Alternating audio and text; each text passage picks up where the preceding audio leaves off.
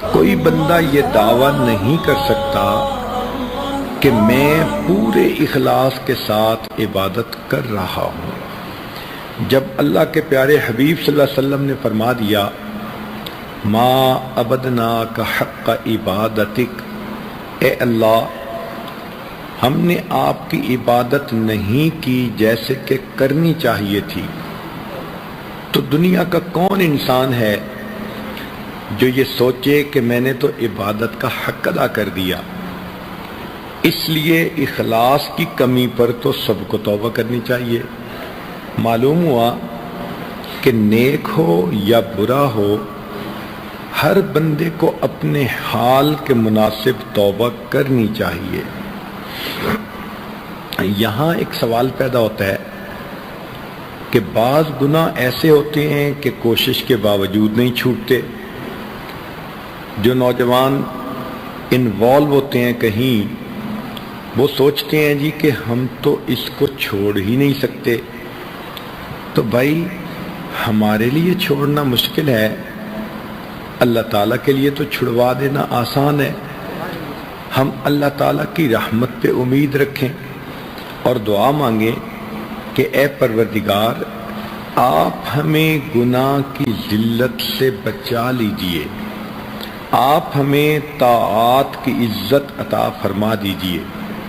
اور سچی بات تو یہ ہے کہ جب نقصان کا ڈر ہوتا ہے تو پھر انسان آسانی کے ساتھ گناہوں کو چھوڑ دیتا ہے۔ مثال کے طور پر بچھو سے ڈر ہوتا ہے کاٹنے کا، کوئی بھی قریب نہیں جاتا۔ سانپ کا ڈر ہوتا ہے، کوئی بھی قریب نہیں جاتا۔ بجلی کا ڈر ہوتا ہے، کوئی بھی اس کو انگلی نہیں لگاتا۔ آگ سے ڈر ہوتا ہے، ہر بندہ دور رہتا ہے۔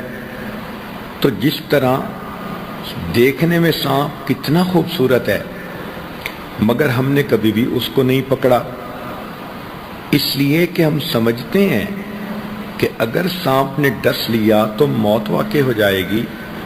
اسی طرح مومن کے دل میں یہ یقین آ جاتا ہے اگر میں نے کبیرہ کو کر لیا تو میری روحانی موت واقع ہو جائے گی۔ تو اس طرح انسان گناہوں کے تقاضے کو دبا سکتا ہے اور نیکی کی زندگی گزار سکتا ہے۔ دوسرا عمل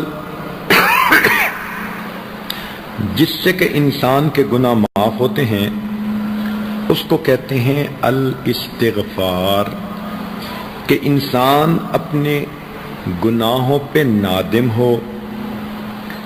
جتنا استغفار کرے گا اتنا گناہ زیادہ بخشے جائیں گے۔ یہ استغفار اللہ رب العزت کو بڑا محبوب اور اس کی وجہ سے انسان کو بڑی نعمتیں ملتی ہیں۔ چنانچہ سیدنا حسن رضی اللہ تعالیٰ عنہ کے پاس ایک نوجوان آیا، کہنے لگا حضرت میں بڑا گناہگار ہوں، کوئی عمل بتا دیجئے۔ فرمایا استغفار کرو۔ ایک نوجوان آیا، حضرت عرصے سے بارش نہیں ہوئی، کوئی عمل بتا دیجئے۔ فرمایا استغفار کرو۔ ایک تیسرا نوجوان آیا، حضرت میں بڑا غریب ہوں، رزق کی تنگی ہے، کوئی عمل بتا دیجئے۔ فرمایا استغفار کرو۔ ایک نوجوان آیا، میں بے اولاد ہوں، دعا کیجئے کہ مجھے اولاد نرینہ مل جائے۔ فرمایا استغفار کرو۔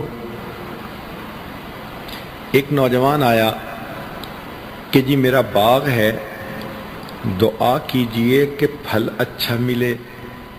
فرمایا استغفار کرو۔ ایک آدمی آیا، دعا کیجئے کہ میرے گھر سے پانی کا کنواں نکل آئے، چشمہ نکل آئے۔ فرمایا استغفار کرو۔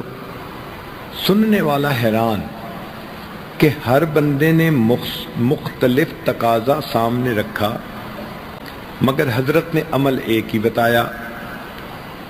تو پوچھا اس نے کہ حضرت یہ کیا کہ ہر کام کے جواب میں آپ نے استغفار ہی بتایا؟ تو حسن رضی اللہ عنہ نے فرمایا کہ دیکھو یہ میں نے خود نہیں کہا بلکہ اللہ رب العزت نے قرآن مجید میں ارشاد فرمایا فَقُلْتُ اسْتَغْفِرُوا رَبَّكُمْ إِنَّهُ كَانَ غَفَّارًا يُرْسِلِ السَّمَاءَ عَلَيْكُمْ مِدْرَارًا۔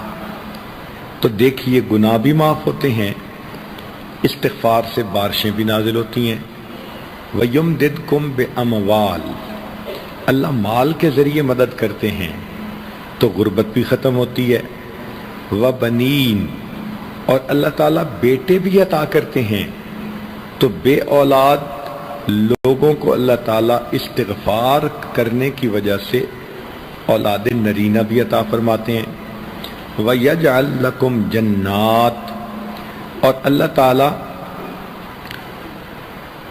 پھل بھی عطا فرما دیتے ہیں، کاروبار میں برکت اور پروفٹ دے دیتے ہیں، وَيَجْعَلْ لَكُمْ أَنْهَارًا، اور اللہ تعالیٰ چشمے اور نہریں بھی جاری فرما دیتے ہیں۔ تو دیکھیے استغفار ایک عمل ہے، اس کی وجہ سے کتنی نعمتیں مل جاتی ہیں۔ تو اگر عورتیں استغفار کی کثرت کر لیں تو ان کو تعویذوں کی ضرورت ہی نہیں پڑے گی، عملیات والے کے پاس جانے کی ضرورت ہی نہیں پڑے گی، یہ کہنے کی ضرورت ہی نہیں پڑے گی کسی نے کاروبار باندھ دیا، کسی نے بیٹی کا رشتہ باندھ دیا، بلکہ استغفار کے صدقے اللہ یہ سب نعمتیں عطا فرما دیں گے۔ استغفار ہر بندے کے لیے کرنا ضروری، نیکی کرے تو بھی استغفار کرے۔ ذرا غور کیجئے کہ نبی علیہ الصلوۃ والسلام جب وضو فرماتے تھے تو وضو کے بعد استغفار فرماتے تھے، حالانکہ وضو عبادت ہے اور حکم شریعت ہے کہ جو عضو وضو کا دھوتے ہیں اس کے گناہ جھڑ جاتے ہیں، تو گناہ جھڑنے والا عمل ہے، مگر اس کے بعد پھر استغفار کہ وضو کے بعد نبی علیہ السلام پڑھتے تھے اشہد ان لا الہ الا انت استغفرک واتوب الیک۔ نماز کتنی عظیم عبادت ہے کہ جو آدمی پابندی سے نماز پڑھتا ہے اللہ تعالیٰ اس کے گناہ اس طرح مٹاتے ہیں جس طرح 5 مرتبہ غسل کرنے والے کے جسم سے میل مٹا دی جاتی ہے۔ لیکن نماز کے بعد بھی نبی علیہ السلام استغفار فرماتے تھے۔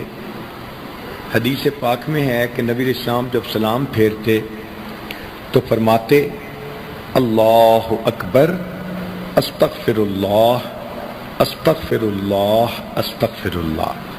اس کا معنی کیا ہوا کہ بندے نے تو عبادت کی پھر استغفار، تو علماء نے کہا کہ اس کا معنی یہ ہے کہ اے اللہ میں نے اپنی طرف سے تو عبادت کی مگر یہ اس معیار کی نہیں ہوئی جو آپ کی شان کے مطابق ہو، لہٰذا یہ عبادت اب جیسی بھی ہے اس کو رد نہ کیجیے، اللہ پلیز قبول کر لیجئے، پلیز قبول کر لیجئے، پلیز۔ تو 3 مرتبہ استغفار کا مطلب ہے کہ ہم اللہ رب العزت کے سامنے عاجزی کر رہے ہوتے ہیں کہ جیسی بھی عبادت ہے اس کو قبول فرما لیجئے۔ تہجد کے بعد استغفار، کانوا قلیلا من اللیل ما یہجعون وبالاسحار ہم یستغفرون۔ تہجد کے وقت بھی اللہ والے استغفار کرتے ہیں۔ حج کتنی بڑی عبادت ہے کہ انسان اس طرح گناہوں سے پاک ہو جاتا ہے جیسے اس دن پاک تھا جب اس کی ماں نے اس کو جنا تھا، لیکن قرآن مجید میں فرمایا ثم افیدوا من حیث افاض الناس واستغفروا اللہ، کہ تم حج کے بعد بھی استغفار کرو۔ نبی علیہ الصلوۃ والسلام کی مبارک زندگی کتنی خوبصورت عبادت والی زندگی، پھولوں سے زیادہ پاکیزہ زندگی، مگر اللہ تعالیٰ اپنے حبیب صلی اللہ علیہ وسلم کو فرماتے ہیں فسبح بحمد ربک واستغفرہ، آپ بھی اللہ کی حمد کیجئے اور استغفار کیجئے۔ وہ پاکیزہ زندگی جس کے اوپر پاکیزگی کو ناز ہے، اللہ تعالیٰ ان کو بھی فرماتے ہیں کہ استغفار کیجئے۔ تو ہمیں چاہیے کہ ہم میں سے ہر بندے کو کثرت سے استغفار کرنا چاہیے۔ استغفر اللہ اتنا بھی پڑھ سکتی ہیں، اور اگر پورا پڑھیں استغفر اللہ ربی من کل ذنب واتوب الیہ تو بھی ٹھیک ہے۔ تو پہلا عمل توبہ کرنا اور دوسرا عمل استغفار کرنا۔ تیسرا عمل الحسنات الماحیہ، کہ انسان جو نیک اعمال کرتا ہے ان کی وجہ سے اس کے گناہ معاف ہو جاتے ہیں، نماز سے گناہ دھل جاتے ہیں، صدقہ خیرات کرنے سے گناہ دھل جاتے ہیں۔ جو بھی انسان نیکیاں کرتا ہے گناہ دھل جاتے ہیں۔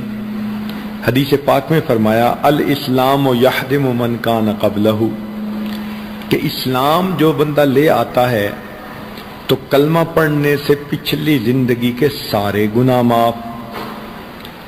ایک جگہ فرمایا کہ حج کرنے سے زندگی کے سارے گناہ معاف۔ ایک حدیث پاک میں آیا ہجرت اللہ کے لیے کرے تو پچھلی زندگی کے سارے گناہ معاف۔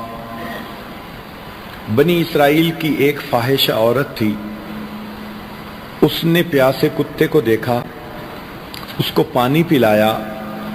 پیاسے کتے کو پانی پلانے پر فاحشہ عورت کے گناہوں کو معاف کر دیا گیا۔ یہاں پر شیطان ایک دھوکہ دیتا ہے، دل میں یہ ڈالتا ہے تم تو بے پردہ پھرتی ہو، تمہاری نمازوں کا کیا فائدہ۔ یہ بہت بڑا دھوکہ ہے بھائی۔ بے پردہ پھرنا گناہ اپنی جگہ، نماز پڑھنے کی نیکی اپنی جگہ۔ کیا پتہ نماز کی پابندی سے اللہ پردے کی بھی توفیق عطا فرما دے۔ مگر شیطان کہتا ہے تم مدرسے میں پڑھتی ہو اور تمہارے ذہنی خیالات اچھے نہیں، پڑھنے کا کیا فائدہ۔ تو اگر ہم گناہوں کو نہیں چھوڑ پا رہے تو نیکی کرنا بھی تو نہ چھوڑے نا۔ نیک اعمال نہیں چھوڑنے چاہیے۔ کپڑا زیادہ میلا ہو تو صابن زیادہ لگانے کی ضرورت ہوتی ہے۔ یہ تو نہیں نا کہ جی صابن تھوڑا ہے دھونے کا کیا فائدہ۔ بھئی جتنا صابن ہے اتنی میل تو ختم ہوگی، پھر اور صابن کا بندوبست ہو جائے گا۔ تو انسان نیکی نہ چھوڑے، گناہ چھوڑے۔ لا الہ الا اللہ، لا الہ الا اللہ، لا الہ الا اللہ۔